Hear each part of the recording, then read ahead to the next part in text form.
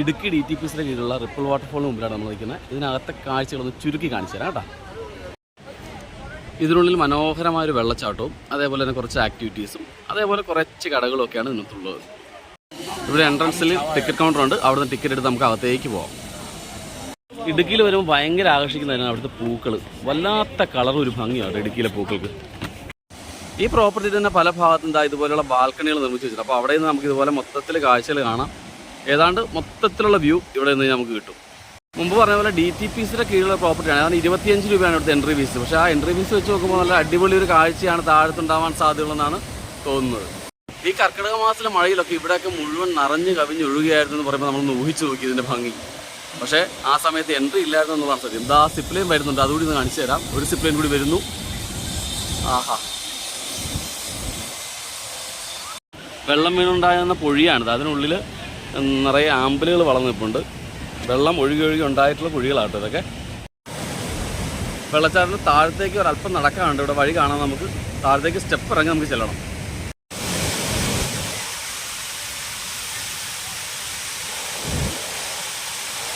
ഈ കാണുന്ന ഗംഭീര കാഴ്ചയാണ് റിപ്പിൾ വാട്ടർഫോൾ. പന്നിയാർകുട്ടിക്കടുത്ത് ശ്രീനാരായണ വരുന്ന റിപ്പിൾ വാട്ടർഫോളാണ് നമ്മൾ കാണുന്നത്. DTPCയുടെ കീഴിലുള്ള ഒരു പ്രോപ്പർട്ടിയാണ്. വളരെ നല്ല മനോഹരമായൊരു പവലിയനൊക്കെ ഇവിടെയുണ്ട്.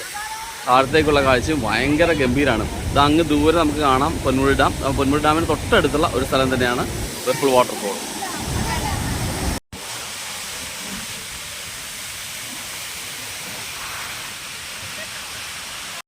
ഇവിടെ വെള്ളച്ചാട്ടത്തിനടുത്ത് നല്ല അടിപൊളി ഫോട്ടോ എടുക്കാനുള്ള സൗകര്യങ്ങളൊക്കെ ഉണ്ട്. അവൻ്റെ പേരന മിഥുൻ. മിഥുൻ വൈക്കുമായിട്ട് ബന്ധപ്പെട്ടുള്ള ആളാണ്. വൈക്കത്തെ DVയിലാണ് അവൻ പഠിക്കുന്നത്. അപ്പോൾ അവനുടെ പാർട്ട് ടൈമായിട്ട് ഫോട്ടോഗ്രാഫിയൊക്കെ ചെയ്യുന്നുണ്ട്. അപ്പോൾ നമ്മുടെ ഫോട്ടോ ഒക്കെ നല്ല അടിപൊളിയായിട്ട് അവൻ എടുത്തു തരും കേട്ടോ. അതാ സൂപ്പർ ഫോട്ടോ ഒക്കെ. ഇതുപോലെ നിങ്ങൾക്ക് ഈ വെള്ളച്ചാട്ടത്തിൻ്റെ ബാക്ക്ഗ്രൗണ്ടിൽ എടുത്തു തരും. എന്നാലും ശ്യാംജി ഇവിടെ എന്നവനോട് എന്തൊക്കെ ചോദിക്കുന്നുണ്ടായിരുന്നു. ഫോട്ടോ എടുത്ത് കിട്ടിയാവോ?